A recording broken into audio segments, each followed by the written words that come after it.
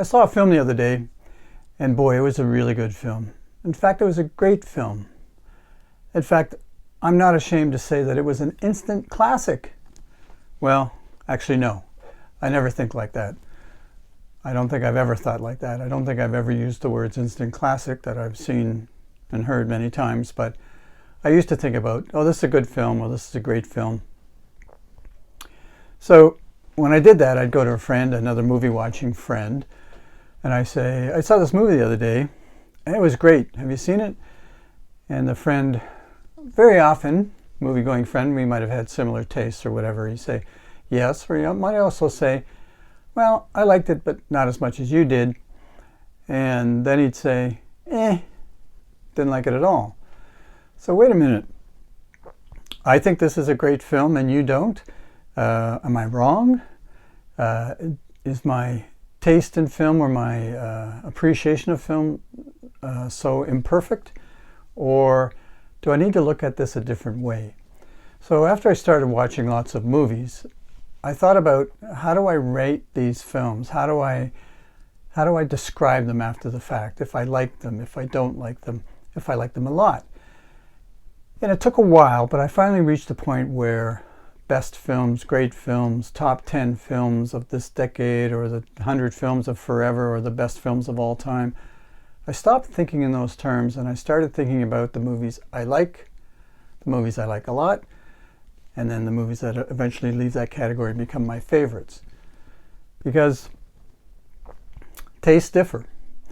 And I didn't think that once I felt that my palate, my taste for films was improving, was broadening, I realized that if I can't say this is a great film or a good film because someone would say, or I didn't like it, I could say, I like this film. And that was the surest ground I could stand on, because no one can say, no, you don't like this film. No, you don't. And yes, I do. So I learned to describe the films in terms that I felt comfortable with, saying, I really like this film. I like this film a lot. This is one of my favorite films. And then most importantly for me, to explain why. So I started watching lots of movies. I started to improve my palate, just broaden it, started to watch some interesting films at university, where there was a program where you said, okay, we're going to watch for the next 2 years these 15 or 20 films that the professors had selected, my terrific professors in the cinema studies program. And so what happened there is, unlike my early film watching, which I mentioned was on television, and I watched old films because those are the only films to watch, and I was starting to learn about films that I had never even heard of, actors and actresses I'd never seen before or heard of. And then in university, I started watching films that someone thought I should watch. Now, they never came out and said, you have to like these films. But clearly, the films that they selected were films that they felt were worth watching for lots of reasons. Innovative, ahead of their time, benchmarks for the period, the first time this was done, the first time that was done. Films typical of an era, pre-war, post-war, late 50s, 60s, whatever. So that was fair enough. How about watching movies that somebody thinks are worth watching, but it doesn't mean you have to like them? And as soon as somebody says, but this is the greatest movie of all time, you have to like it, you have to step back and say, well, no, I don't have to like it. And in fact, a lot of the movies I saw that I would have never seen otherwise at this time, I liked them, some of them a lot, and others, So you start to think about taste.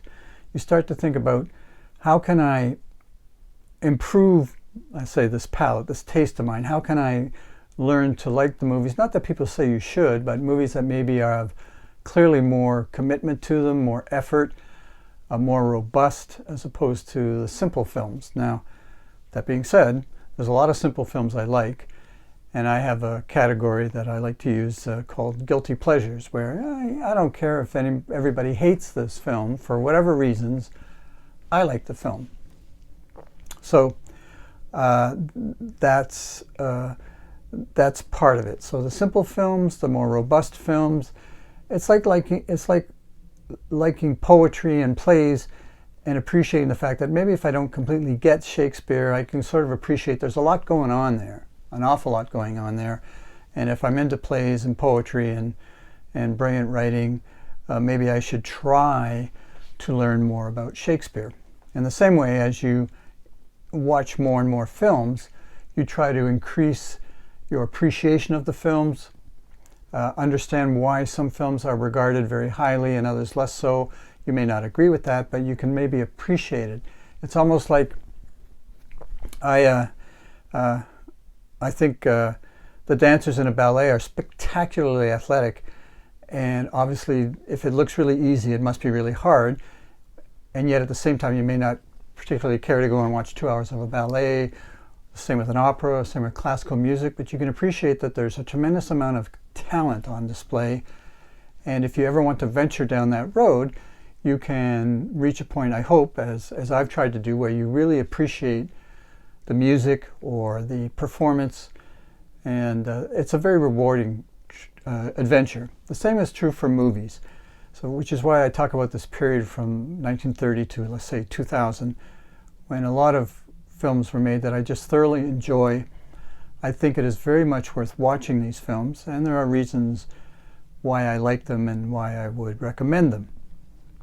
So tastes differ, and it's undeniable that you might like them or not like them, and you have to appreciate the fact that you like these films for a reason, as opposed to your buddy or your friend or your cinema student friend who says, eh.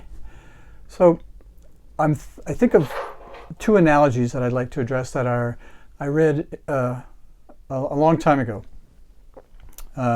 First one was in a wine book. So I'm not a drinker.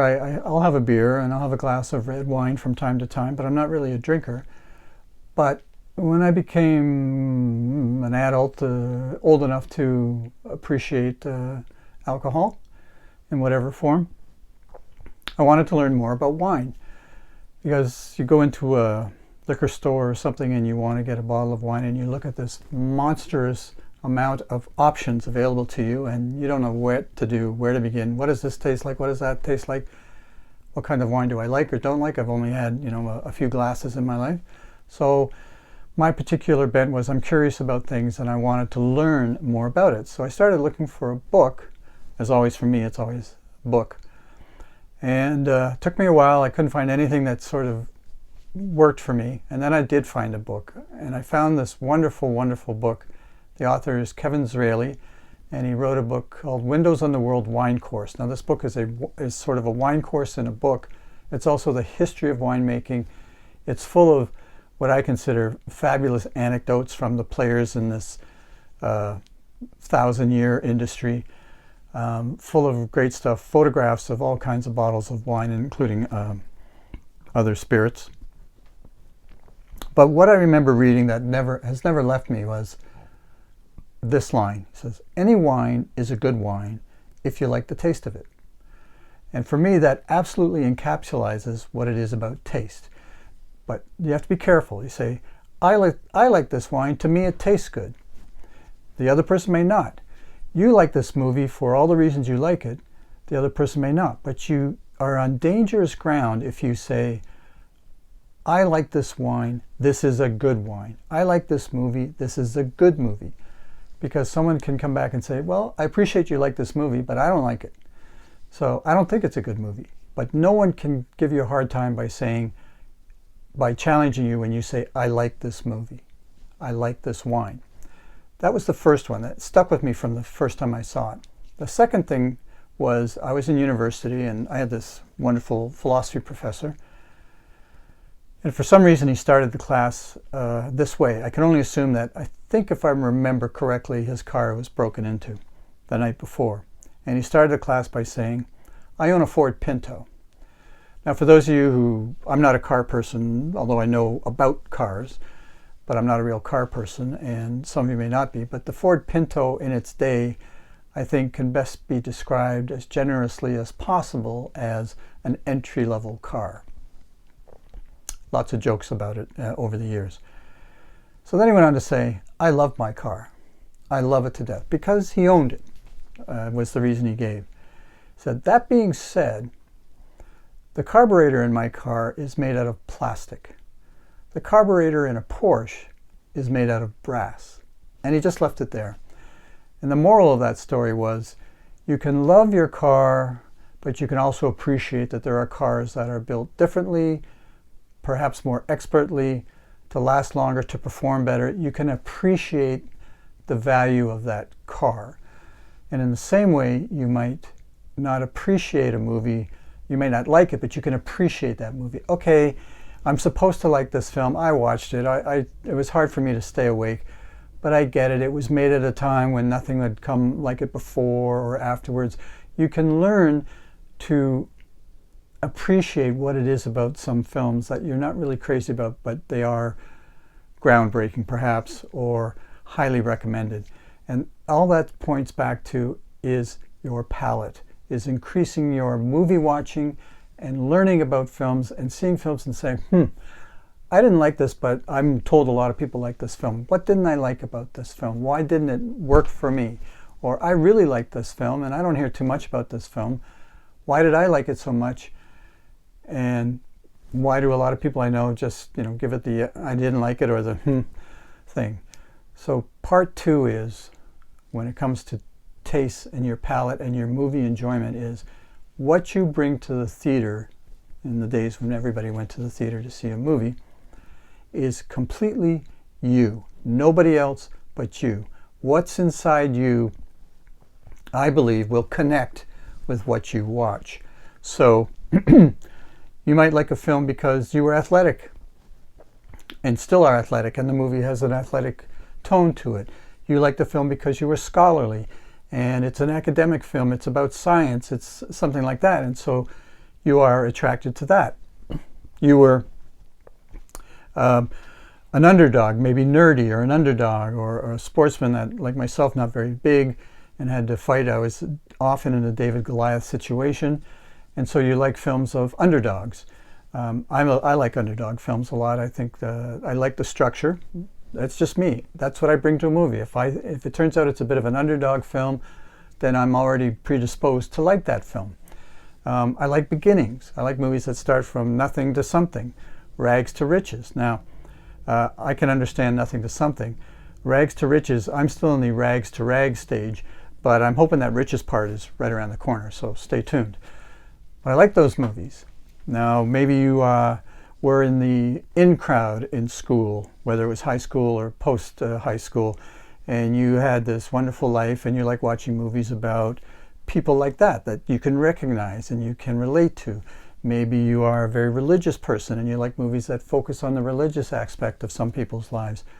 Maybe you didn't travel very much or haven't traveled very much, and you really like films where there's a lot of travel involved, exotic places or beaches and things, and that's certainly me. I've traveled a little bit, but really not very much, and I often enjoy a film that takes place not here, which is enough for me. Okay, it's whether it's a beach or that kind of a destination resort or somewhere else. I like those films. So what's inside you tremendously affects your appreciation, your enjoyment of a film. And if you become a really hardcore, I would say, movie watcher, you have to appreciate that you bring these things to a film. You have to step back after you've seen a film and, wow, say, wait a minute, why did I like that film so much? What connected to me? What was inside me that connected so much to that film? Was it a romance of heartbreak and loss, and you've experienced those things, a death in the family, and maybe you've experienced more death in your family than you would like to, than you wish you had. All of that is personally yours, and that's why what you like and don't like in a film may be the exact opposite of the person sitting next to you. They had no rags to riches story. They weren't bullied, let's say, as a kid. Maybe they were the bully.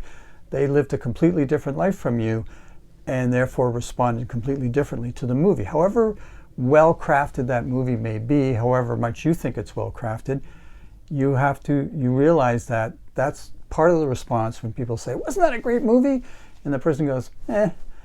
So as a serious moviegoer, you have to really identify why you like a film, what your biases are, not prejudices, what your biases are. Some films you lean to more than others. Some films you are in the same category, you watch it again and again, and you find them very enjoyable. But it's all about you, what's inside you. So, keeping that in mind, let's consider this situation. Somebody comes to me and says, well, you've seen a lot of movies, have you? And I said, well, I've seen more than some and less than others, but I've seen a bunch, more than a bunch. I say, well, recommend a movie to me. And I say, well, what kind of movie do you like? And they say, I don't know, anything good. And I step back and I say, wait a minute, let's look at a few things. First off, categories. And when I say categories, in the film biz, there's lots of, in other art forms, there's lots of fun words, and one of them is genre. There are genres, which are categories of movies, and there's subgenres, and there's subgenres of subgenres. Some information on websites say there's 47 genres of movie or categories, and maybe I'm more comfortable with about 8 to 10 of those categories, those genres. So the first thing I think of is comedy, drama. Now drama that's the place where there could be dozens of genres and subgenres. Science fiction, musicals, fantasy, animated films, history, westerns, maybe a couple more, but action, of course, action films. They're all there. So you start off and say, okay, what's the category? And then you got to take another step back before they answer that, because recommending a film for me can be challenging because, as I say, I focus on a very specific period of movie making. I love those movies. I have seen films recently that I enjoy, but I focus on, if this podcast is to talk about movies that maybe people haven't seen or never thought about or thought were too remote in time to even give a second thought to, those are the movies I talk about, and those are the movies I've watched and want to recommend. That being said, there are impediments to watching these films for either someone who watches movies but have never watched movies from more than 15 or 20 years before now, or people who have not watched movies at all and want to get into it and don't know where to start. The analogy I think of is the Scotch drinker. Now, I don't drink Scotch. I hate it. And I've talked to some friends of mine who drink Scotch, and let me tell you, there's something about Scotch drinkers. They don't like Scotch. They love it. And what happens is you start drinking, whether it's beer or wine, and some people who enjoy their alcohol, they move up the ladder to spirits and various liquors, and eventually they reach what some of these people consider the pinnacle, which is Scotch. Now, that's a palate that is very refined, that has been worked on and honed over the years of drinking different things. It's very rare, I think, that someone can just start drinking alcohol and they start with Scotch and they love it. Certainly wasn't me. But they've gone up that ladder of progressing through different kinds of spirits to reach a point where your palate is so refined that you can enjoy drinking Scotch. So in the movie thing, with all these impediments, I would say to throw somebody into a 1935 film who hasn't seen anything before 2015, well, that's problematic to say the least. So you have to be aware of impediments. You have to, if somebody wants to enjoy Scotch or try it out, you got to start them with a beer or maybe a glass of wine. So the first impediment is that the movies are unrecognizable. There's no actors or actresses that the people can relate to. I don't know any of these people. If you say, I want to recommend this movie to you from 1957, it's got this actress and this actress, they were the most famous people in the world, and they say, never heard of them. Or they got this director and he has a string of movies that were just hits, one after the other, never heard of them. So recommending a film on that basis is fraught with problems. So you have to be careful about that. They don't recognize anybody. Secondly, and this is a big one, black and white. Now, I don't think it's a stretch and I don't think it's unusual for people to say, if it ain't in color, I ain't watching it. And I can appreciate that because, of course, everything now, unless it's a specialty film, and there's been a couple of specialty films, but for the most part, everything is in color. And if a film comes on, and let's say the first 15 seconds for stylistic reasons is in black and white, people start fiddling with their TV or their computer or their laptop to say, I can't get the color out of this, there's something wrong. And that's a legitimate concern. Modern movie watchers do not like black and white. And in fact, this debate began many decades ago when, of course, by the 50s, a lot more films were being shown in color. There were still a tremendous number of films in black and white. By the 60s, still black and white films, more color. And then eventually, everything was in color, with the odd film being in black and white, again, for stylistic reasons. So, but in the 70s, for television, there was a move by very powerful people who bought up some copyrights to lots of films, older films, and they wanted to show them on television. But they recognized that a huge percentage of the viewers would not watch black and white. So at the same time, the technology advanced such that they could colorize these films and colorize them flawlessly. Now, all the uniforms, Army uniforms, might look the exact same shade of green, or their faces all had that perfect shade of tan or something if they were of that culture or background. But it would take a very keen eye to notice those things. By and large, a color film, it would look like any other color film.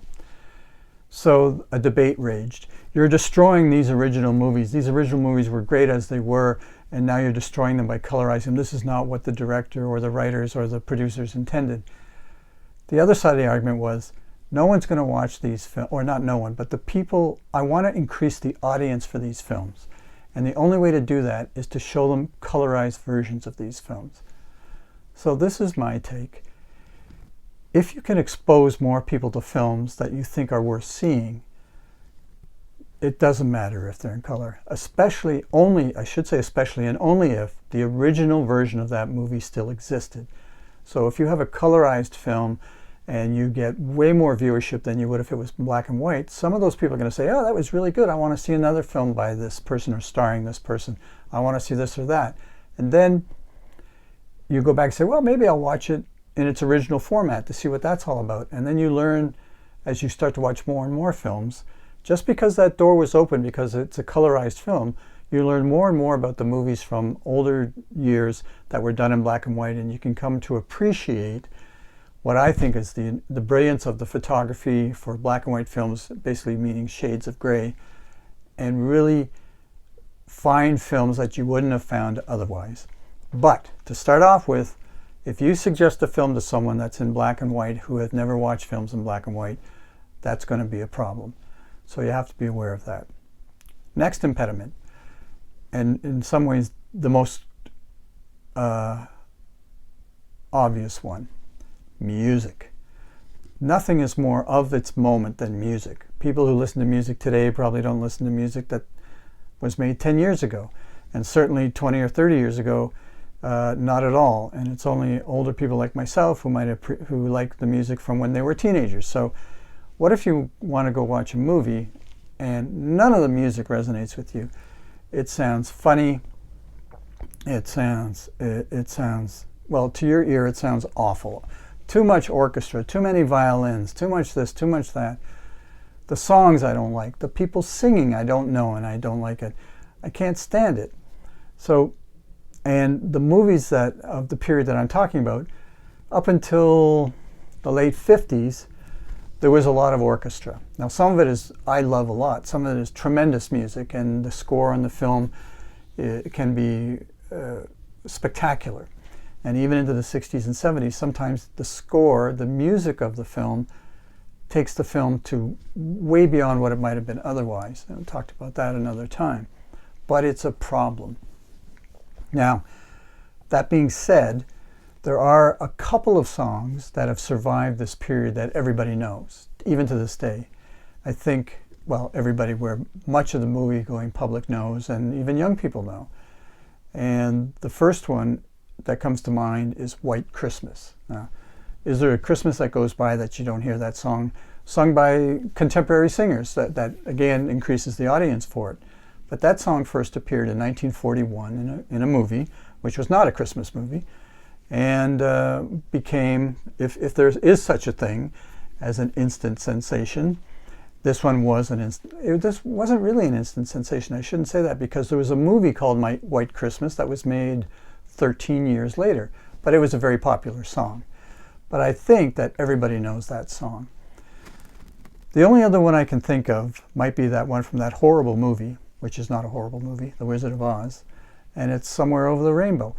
Perhaps only because it's been re-recorded so many times. So many different artists over the years have sung that song, and it's recognizable. And the first time, of course, was in 1939 with a female singer, actress, dancer, talent extraordinaire, in my opinion, is Judy Garland.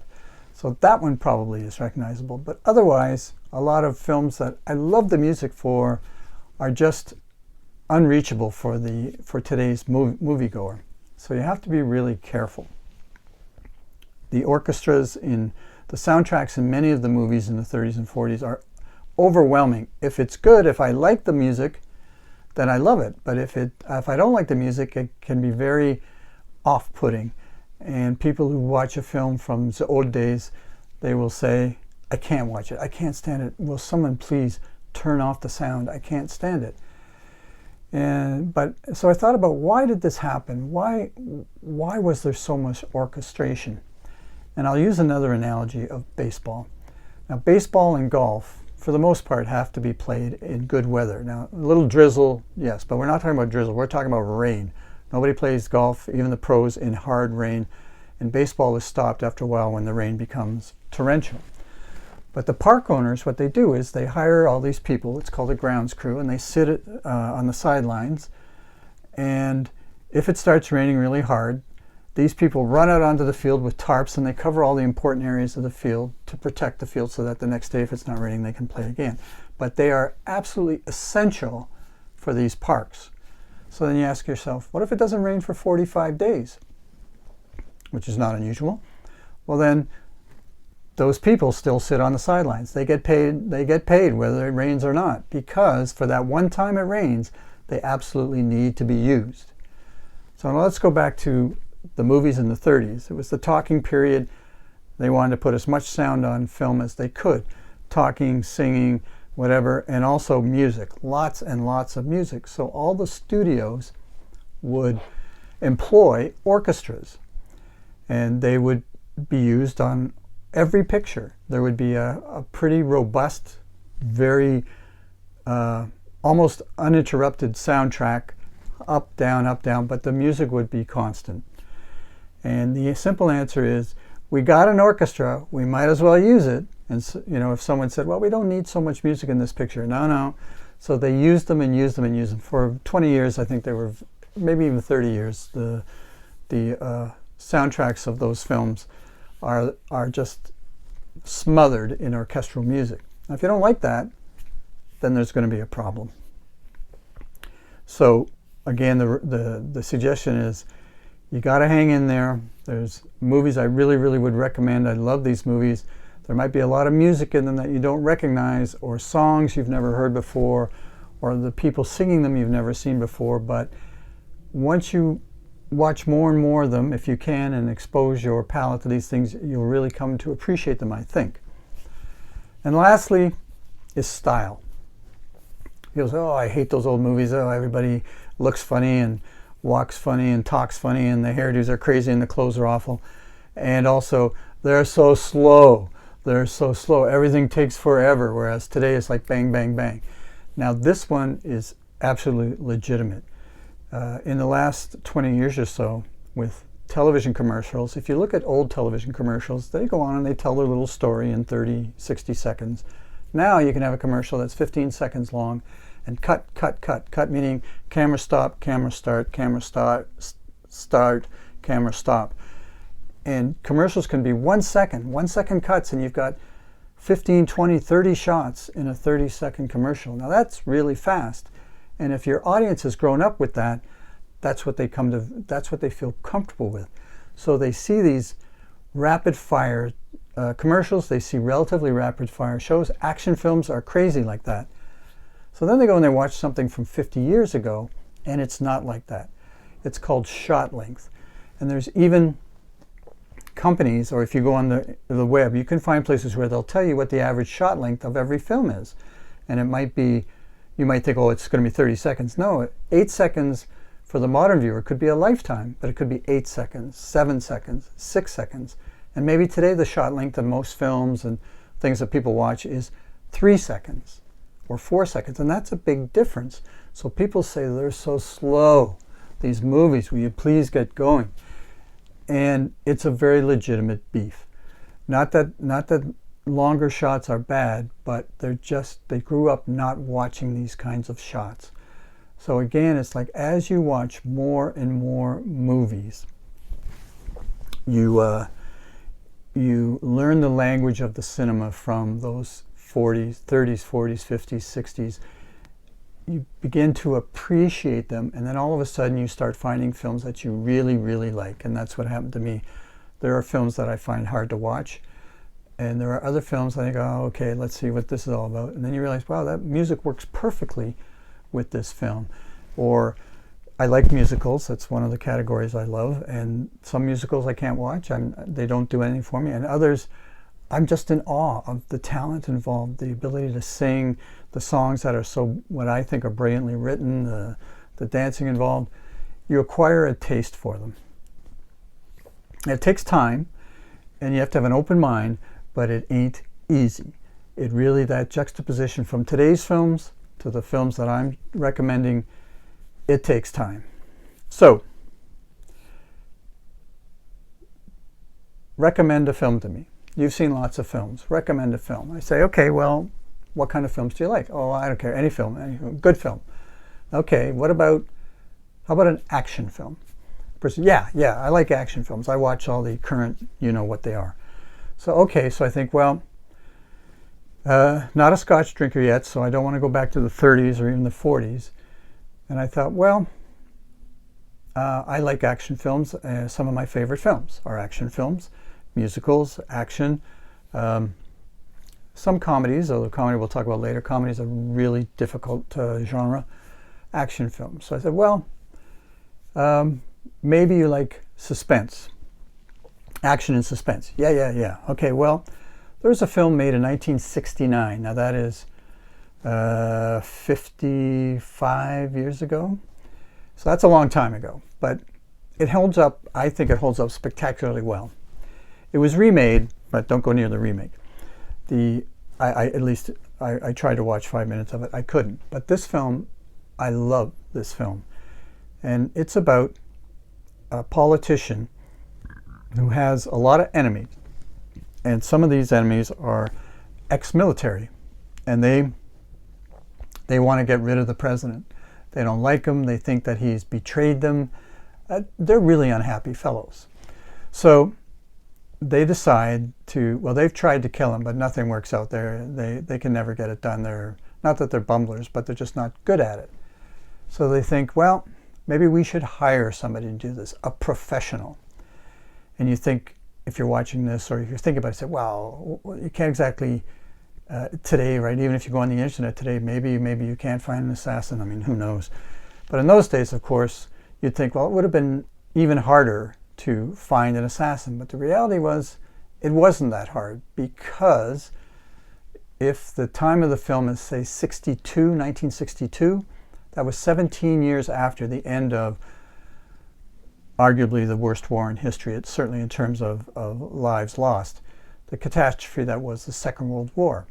Now, what happens in wartime? What happens is, when almost every country is involved, you train your young men and some young women to do one thing, and that's to kill the enemy soldiers. You train them to kill. And some of them get more training than others, and some of them get very elite training, snipers, and then you can go up the ladder to very elite special forces that are trained to kill. So there weren't millions of people when the war ended running around who could kill people, even if they had, but not well. But there was a small group of people who were experts at it. And given the fact that after that war there was not peace everywhere, that there were all kinds of conflicts and fights, and spy agencies were created to protect countries and to attack other countries. So there was a market for people with that skill set. And in this movie, the ex-military that want to get rid of the president, they say, we got to find somebody. And they say, well, there was somebody killed in South America a couple of years ago. That was pretty incredible. Well, let's see if we can find that guy. And for whatever the contacts are, they do. Now, at the same time, the government and the police forces, they're aware of these guys who don't like the president. They keep track of things. That's what security services do. And they also find out that something's going on. Something's going to happen. So that's the setup for the movie. You have the ex-military guys who want to hire an assassin to kill the president, and you have the police and the government who are aware of that, and their job, of course, is to stop it. And that's the movie, and it's I love this film, and the name of the film is The Day of the Jackal.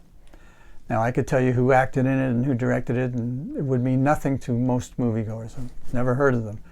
But the story, I think, is tight. There's not a lot of music in it. The soundtrack is very low-key, so that's a plus.